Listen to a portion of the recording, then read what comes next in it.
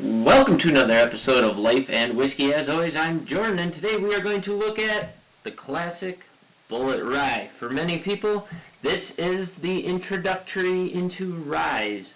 As you can see, a little bit smaller than normal. Okay, I went with the 350 here because due to budget constraints and my ever-expanding whiskey collection, which nobody seems to be helping me with, but that's okay. Soon the wife will be able to help me with taking care of some of that stuff, so that'll be great. Anyways, due to those factors, decided to scale things back a little bit. I can get a pretty large selection of the 1 ounce shooter bottles and these 350s, and so I'm going to be switching to those just to kind of cut down on budget expenditures here and stuff. So, but hopefully still be able to keep going with these reviews. So, Bulleit Rye, it may have been my introductory into ryes. I'm trying to think back. When I was living in North Dakota in Jamestown, I used to drink a lot of this stuff and really appreciate it. And then my buddy introduced me to Pendleton 1910 Rye, also an excellent one. But this Bulleit, I think, is kind of the standard for most people. It is produced by MGP, and it is bottled for Bulleit Rye Brand, which is owned by Diageo, that company, that big conglomerate. They own the company, or the brand, excuse me.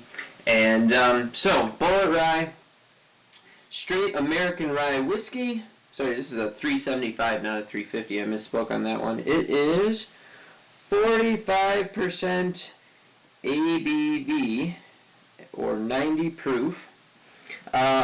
This is one of the classic labeling things. You know, green has somehow become the notoriety for rye. So you have that.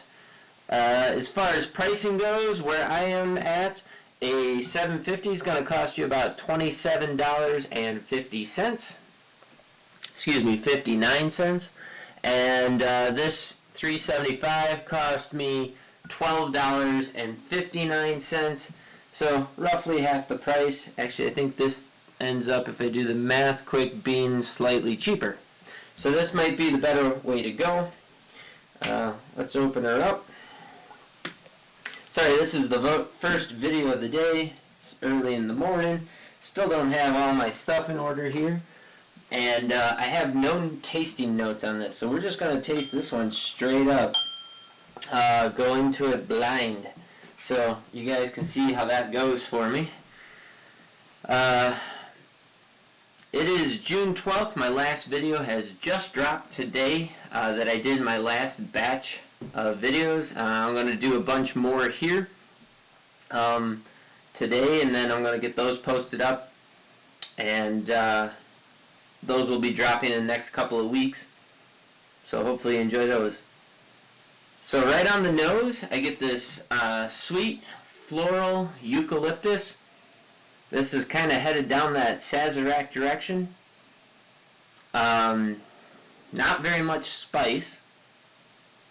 It's very classic Four Roses floral. Now I did see online that somewhere it said that Four Roses did produce this, but on the bottle it says Lawrenceburg, Indiana, which means that's an MGP product.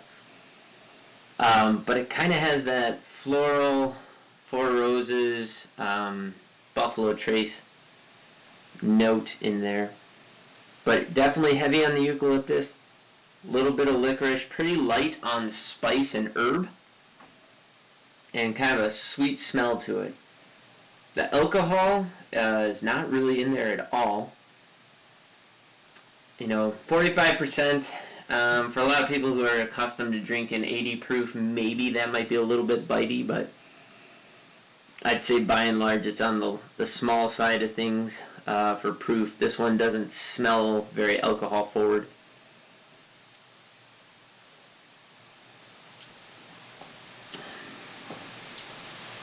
Okay, so this is drinking like a lot lower proof. Very syrupy forward, sweet. There's some caramels and vanillas forward actually into this herbal sweetness. If you've ever had chartreuse, it kind of heads that direction where you get like this earthy herbal note that happens to be underlain with sweet. So like imagine, say like basil and mint and thyme and all those earthy herbs muddled into a sugar syrup. And that kind of has that flavor starting off forward. And then it moves into this spice, this classic rye spice note as you push into the finish. And then you get just a touch of oak in there after you get the rye spice. The nose hasn't changed.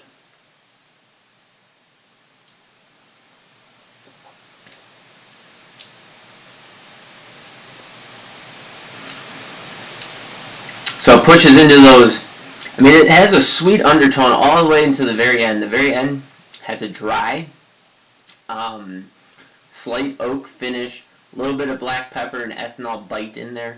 I would say if you were to taste this, if you haven't already, this is the classic rye flavor profile, or at least it's cutting out of the very middle section of flavor profiles that you would think of as rye, or most people would come to expect as rye.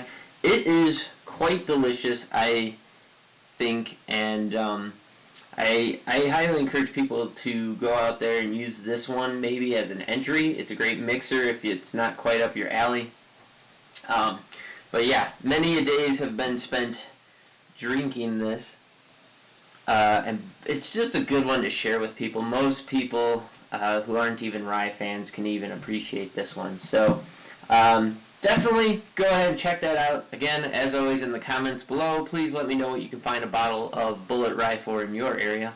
Like, subscribe, share this video with your friends, family, whoever you think might be interested in whiskey. Would appreciate that. Hope you guys have a great day, and we'll see you in the next video.